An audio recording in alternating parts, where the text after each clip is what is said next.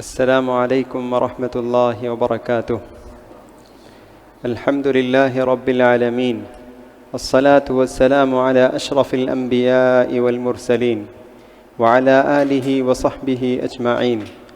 أما بعد، فأعوذ بالله من الشيطان الرجيم. بسم الله الرحمن الرحيم. وَلَقَدْ آتَيْنَاكَ سَبْعًا مِّنَ الْمَثَانِي وَالْقُرْآنِ الْعَظِيمِ لا تمدن عينيك إلى ما متعنا به أزواجا منهم ولا تحزن عليهم واخفض جناحك للمؤمنين. تمام تعریفیں اللہ رب العالمین کے لیے ہے، جس نے ہمارے لیے قرآن مجید کو نازل کیا. درود و سلام نازل ہو ہمارے نبی محمد صلی اللہ علیہ وسلم پر، جن کی کوشش اور محنت سے آج ہم سب اسلام کے سائے میں زندگی بسر کر رہے ہیں. محترم بزرگوں، دوستوں، پیارے بچوں اور میری معزز اسلامی ماؤں اور بہنوں، اللہ تعالیٰ کے فضل اور اس کے کرم سے آج ہم نے 14ویں تراویح ہم نے ادا کی، اور 14ویں تراویح میں 14واں پارہ پڑھا گیا.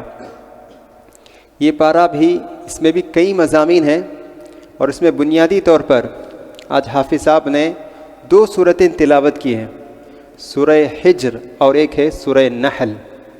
سورہ حجر میں اللہ تعالیٰ بہت سارے پیغمبروں کے قصوں کی طرف اشارہ کرتا ہے، جیسے آدم علیہ السلام کا قصہ ہے، اور دوسرے انبیاء علیہم السلام کا قصہ بیان کرتا ہے.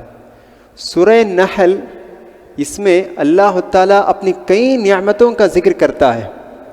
اللہ فرماتا ہے اسی صورت میں، وَإِن تَعُدُّوا نِعْمَةَ اللَّهِ لَا تُحْصُوهَا إِنَّ اللَّهَ لَغَفُورٌ رَحِيمٌ، کہ اگر آپ اللہ کی نعمتوں کو ایک ایک کر کے گننا چاہو تو گن نہیں سکتے ہیں.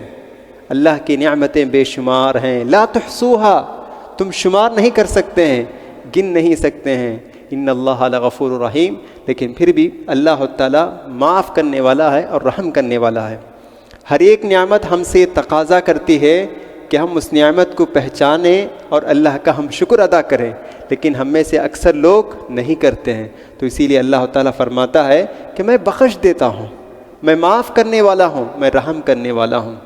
اسی طرح اس سورہ نحل میں اور اللہ تعالیٰ مختلف قسم کے جانوروں کا ذکر کرتا ہے، جن سے ہم فائدہ اٹھاتے ہیں اور لوگ فائدہ اٹھاتے تھے اللہ کے رسول کے زمانے میں بھی، اور آج بھی ہم ان جانوروں سے فائدہ اٹھاتے ہیں. جیسے گھوڑے کا ذکر ہے، خچر کا ذکر ہے، گدھے کا ذکر ہے. یہ تمام جانور اللہ تعالیٰ کہتا ہے کہ میں نے تمہارے لیے پیدا کیا ہے.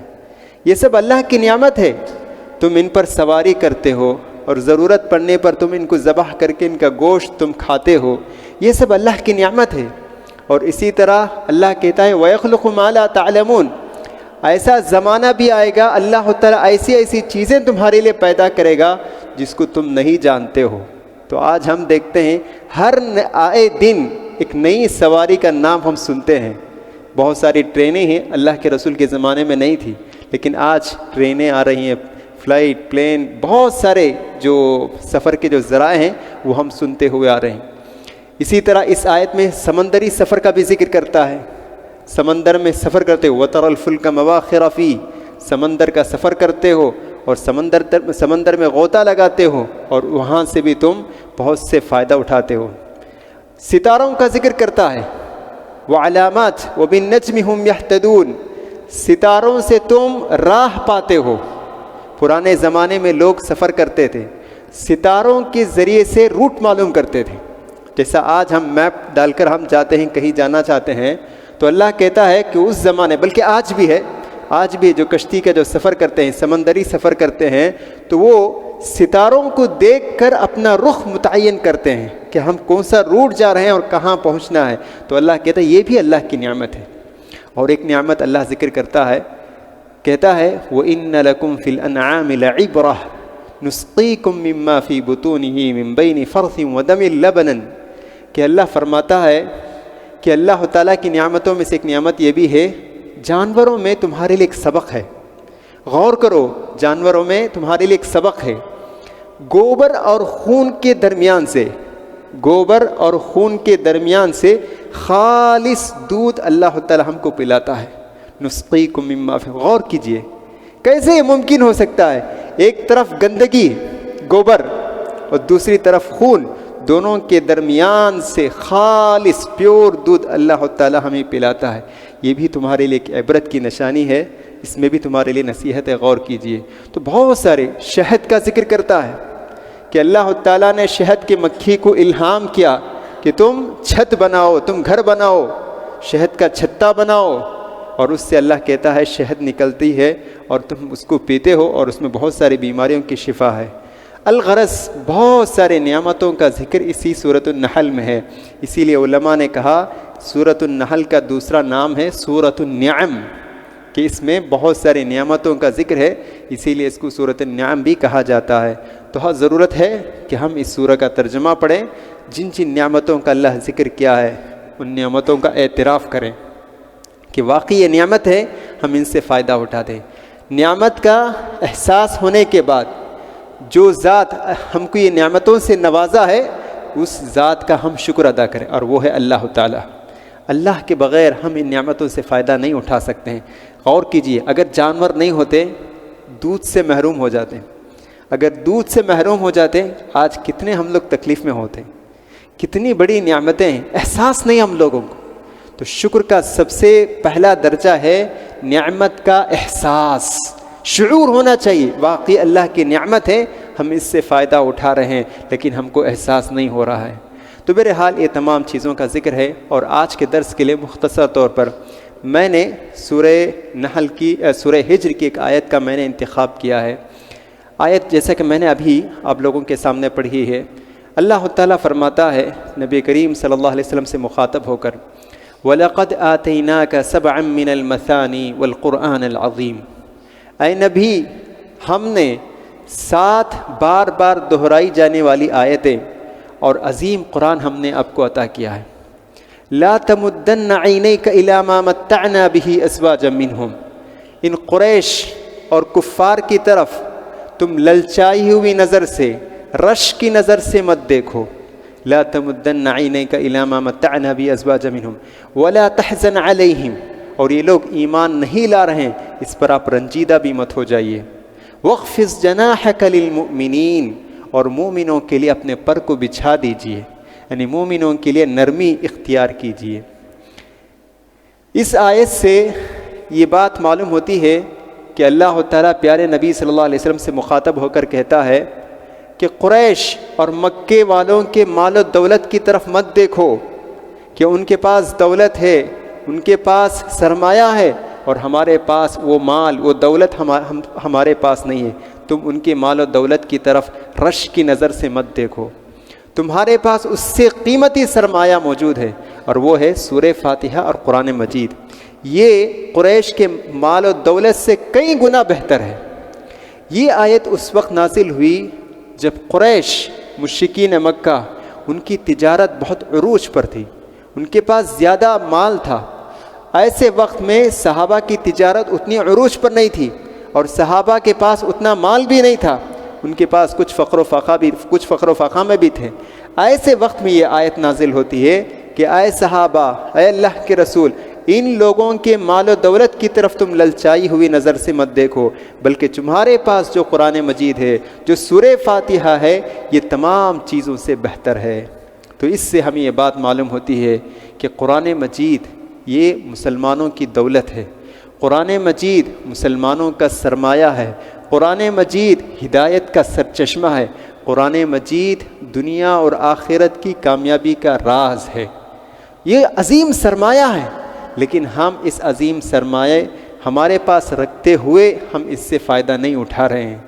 جو شخص قرآن مجید پڑھیں، اس ایمان لائیں اور اس پر عمل کریں، تو پیارے نبی صلی اللہ علیہ وسلم اس کے لیے ضمانت دیتے ہیں کہ اللہ تعالیٰ اس کو دنیا میں بھی اور آخرت میں بھی کامیابی عطا کرے گا۔ قرآن ہی میں کامیابی ہے کہ ہم قرآن پڑھیں، سمجھیں، عمل کریں تو اللہ ضرور ہمیں کامیابی عطا کرے گا، دنیا میں بھی اور آخرت میں بھی۔ اللہ کے رسول فرماتے ہیں یرفع بہذا الکتاب اقواما ویضع بہ آخرین، اللہ تعالیٰ قرآن مجید کے ذریعے سے بعض لوگوں کے درجہ کو بلند کرتا ہے، اور اسی قرآن کے ذریعے سے بعض لوگوں کو ذلیل کر دیتا ہے۔ کیا مطلب؟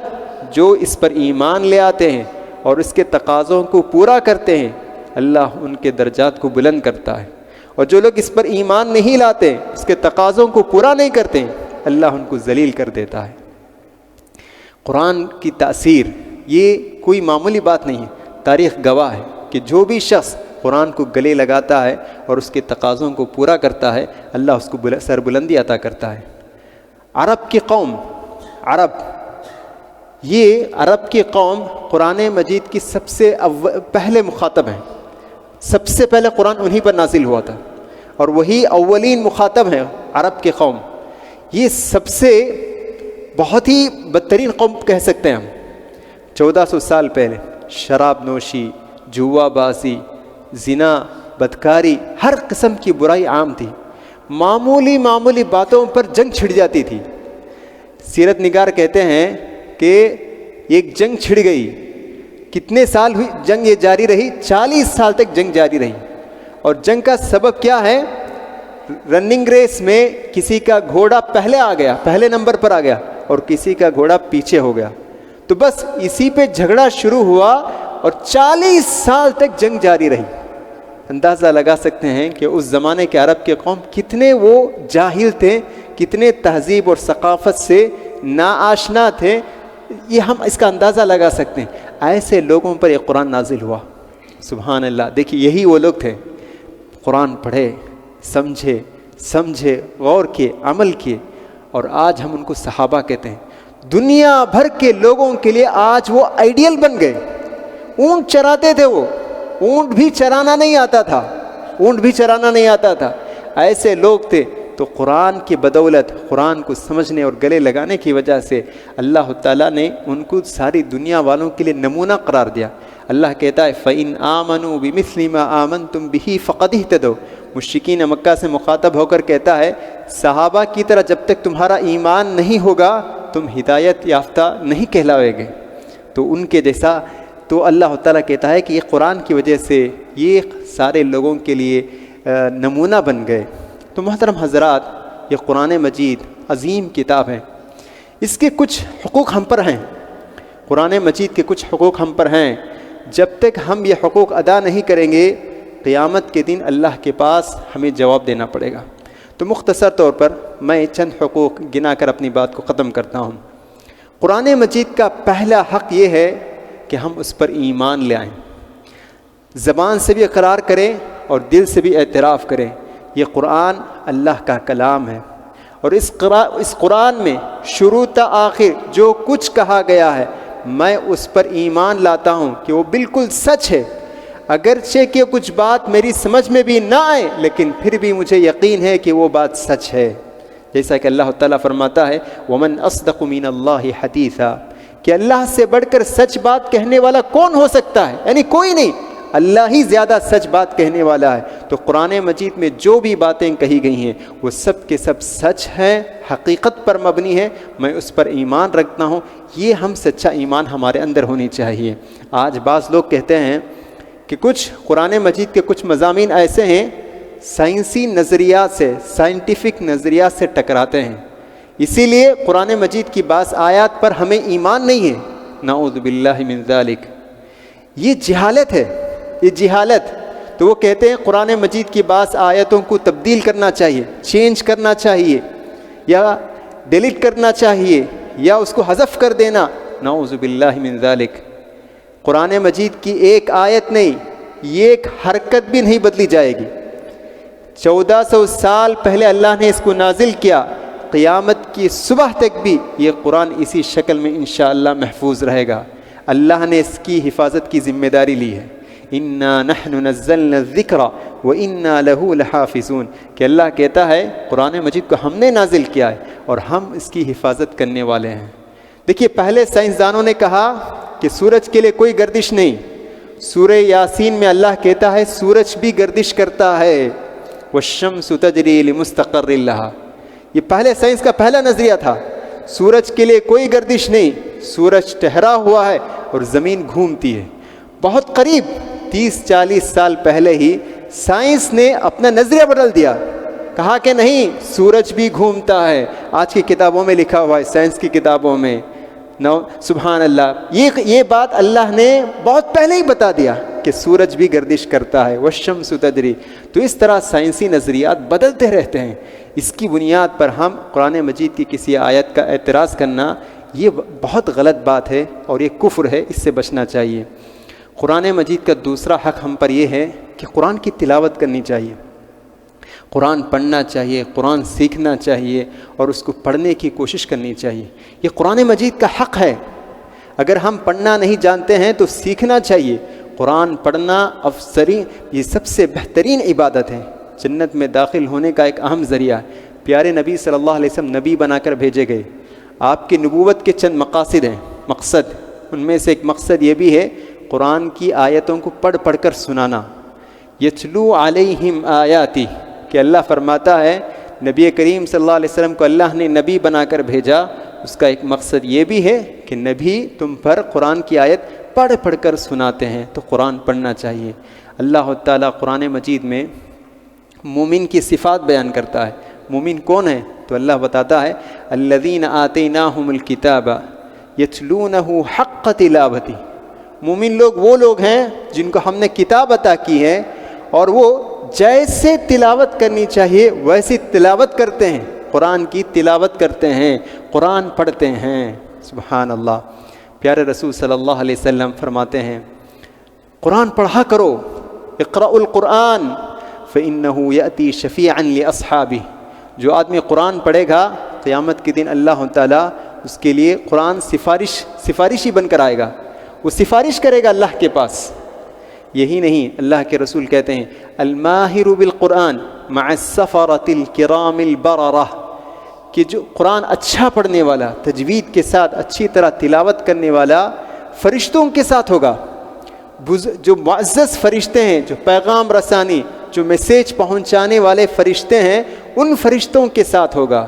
اور اللہ کے رسول کہتے ہیں جو آدمی قرآن پڑھتا ہے لیکن زبان پلٹتی نہیں ہے، پھر بھی کوشش کر کے پڑھتا ہے، تو اس کے لیے اللہ کے رسول نے کہا اس کے لیے دوہرا ثواب ہے، دوہرا اجر، ڈبل ثواب ہے. ایک وہ تکلیف ہوتی ہے اور پھر وہ پڑھتا ہے، اس کی ہمت کی داد دینی چاہیے. تو اللہ کے رسول فرماتے ہیں اس کے لیے دوہرا اجر ہے. تو محترم حضرات، تو ہمیں قرآن پڑھنے کی پوری کوشش کرنی چاہیے. اگر قرآن پڑھنا نہیں آتا ہے تو سیکھنا چاہیے. آج بھی امت مسلمہ کا ایک بڑا طبقہ ایسا ہے جو نیوز پیپر پڑھ سکتے ہیں، انگلش پڑھ سکتے ہیں، تمل پڑھ سکتے ہیں، قرآن نہیں پڑھ سکتے ہیں. تو ضرورت ہے کہ یہ رمضان کا مہینہ ہمارے لیے اسی لیے آیا ہے کہ ہم اللہ کی کتاب سے قریب ہو جائیں. پڑھنا نہیں آتا ہے تو پڑھنا سیکھنا چاہیے. استاد سے ملیں، امام صاحب سے ملیں، حافظ صاحب سے ملیں. آج آن لائن کلاسز بھی، فری آن لائن کلاسز بھی موجود ہیں جس میں آپ شریک ہو کر آپ اپنا نام بھی بتائے بغیر اس میں شریک ہو سکتے ہیں اور پڑھنا سیکھ سکتے ہیں. عمر کے کسی بھی مرحلے میں ہو، پڑھنا سیکھنا چاہیے. زندگی ایسے ہی ختم ہو جائیں کہ پڑھنا نہیں آتا، یہ بڑی بدنصیبی ہے. اور اسی طرح جیسے ہم اپنے بچوں کو کالج بھیجتے ہیں، اسکول بھیجتے ہیں، اسی طرح ہم اپنے بچوں کو قرآن پڑھنا بھی سکھانا چاہیے. کل ہماری وفات کے بعد آگے ایک سوال آ رہا ہے تو ابھی میں اس کا جواب دے رہا ہوں کہ اگر آپ اپنے بچوں کو ابھی قرآن پڑھنا سکھائیں گے تو کل انشاءاللہ آپ کی وفات کے بعد وہ بچے جب بھی قرآن پڑھیں گے تو اس کا ثواب آپ کو پہنچے گا. قرآن خوانی کا نہیں، جب آپ زندگی ہی میں اپنے بچوں کو قرآن پڑھائیں گے تو وہ بچے جب بھی قرآن پڑھتے ہیں تو اس کا ثواب آپ کو پہنچے گا. قرآن کا ایک دوسرا حق یہ ہے قرآن سمجھنے کی بھی کوشش کرنی چاہیے. دیکھیے قرآن صرف ایک کتاب تلاوت نہیں یا برکت کی کتاب نہیں ہے. قرآن سمجھنا چاہیے، غور و فکر کرنا چاہیے. اس میں بہت ساری نصیحت کی باتیں ہیں، عبرت کی باتیں ہیں. آپ قرآن مجید میں ہر قسم کے مسائل کا حل موجود ہے. معاشرتی مسائل، مالی مسائل، ملی مسائل، اجتماعی مسائل، ہر قسم کے مسائل کا سلوشن اس کتاب میں موجود ہے. کوئی بھی مسئلہ ہو، آج دنیا معاشیاتی مسائل سے گزر رہی ہے. ابھی ہم نے سنا کہ سود کی لعنت میں دنیا پھنسی ہوئی ہے. سود کی وجہ سے، جوا بازی کی وجہ سے دنیا ترقی نہیں کر رہی ہے، ملک ترقی نہیں کر رہا ہے. اس کا حل قرآن میں موجود ہے. اللہ تعالیٰ اسی لیے کہتا ہے وفی انفسکم افلا تبصرون، تمہارے اندر بہت ساری نشانیاں ہیں، کیا تم غور نہیں کرتے ہو؟ اور ایک جگہ اللہ فرماتا ہے افلا یتدبرون القرآن ام علی قلوب اقفالها، کہ کیا تمہارے دلوں پر تالے لگے ہوئے ہیں؟ تم قرآن کھول کر سمجھنے کی فکر نہیں کرو گے، کوشش نہیں کرو گے؟ اللہ پوچھتا ہے، ہم سے سوال کرتا ہے۔ قرآن پڑھنا آسان ہے، قرآن سمجھنے کی کوشش کرنا یہ بھی آسان ہے۔ آج قرآن کا ترجمہ تقریباً ساری زبانوں میں ہے، ہم صرف ترجمہ پڑھیں تو قرآن مجید کا اکثر حصہ ہم سمجھ سکتے ہیں، اکثر حصہ آسان ہے۔ جیسے مثال کے طور پر وَقَضَىٰ رَبُّكَ أَلَّا تَعْبُدُوا إِلَّا إِيَّاهُ وَبِالْوَالِدَيْنِ إِحْسَانًا، اللہ کہتا ہے تمہارا رب حکم دیتا ہے کہ تم صرف اللہ کی عبادت کرو، والدین کے ساتھ اچھا برتاؤ کرو۔ دیکھیے آسان آیت ہے، ہر ایک سمجھ سکتا ہے۔ وَاعْبُدُوا اللَّهَ وَلَا تُشْرِكُوا بِهِ شَيْئًا، اللہ کی عبادت کرو، اس کے ساتھ کسی کو شریک مت ٹھہراؤ۔ یا بنی لا تشرک باللہ، اے میرے پیارے بیٹے اللہ کے ساتھ شرک مت کرنا، بے شک شرک کرنا بہت بڑا ظلم۔ سارے لوگ سمجھ سکتے ہیں۔ اس طرح بہت ساری آیتیں ہیں جس کا سمجھنا آسان ہے۔ پیارے نبی صلی اللہ علیہ وسلم سمجھ کر پڑھتے تھے، سمجھ کر پڑھتے تھے۔ حدیث میں آتا ہے کہ پیارے نبی صلی اللہ علیہ وسلم جب نماز میں کھڑے ہوتے تو روتے تھے، قرآن پڑھتے تھے اور روتے تھے۔ اور رونے کی آواز کیسی آتی تھی؟ جیسے ہانڈی میں پانی کھولتا ہے تو اس پانی کے کھولنے کی طرح آواز آتی تھی۔ کیوں؟ اس لیے کہ آپ قرآن پڑھتے تھے اور غور و فکر کرتے تھے، اور جب عذاب کی آیت پڑھتے تھے تو روتے تھے، اور رونے کی وجہ سے وہ آواز نکلتی تھی۔ تو غور کرنا چاہیے، ہمیں سمجھ کر پڑھنے کی پوری کوشش کرنی چاہیے۔ اسی طرح قرآن مجید کے حقوق میں سے ایک حق یہ بھی ہے کہ ہم قرآن مجید میں جو باتیں کہی گئی ہیں اس پر عمل کرنے کی بھی کوشش کرنی چاہیے۔ قرآن مجید میں اللہ تعالیٰ شرک سے منع کرتا ہے تو شرک سے باز آ جانا چاہیے۔ قرآن مجید میں اللہ تعالیٰ غیبت سے، چغل غیبت سے، جھوٹ سے اللہ منع کرتا ہے تو غیبت سے باز آ جائیں۔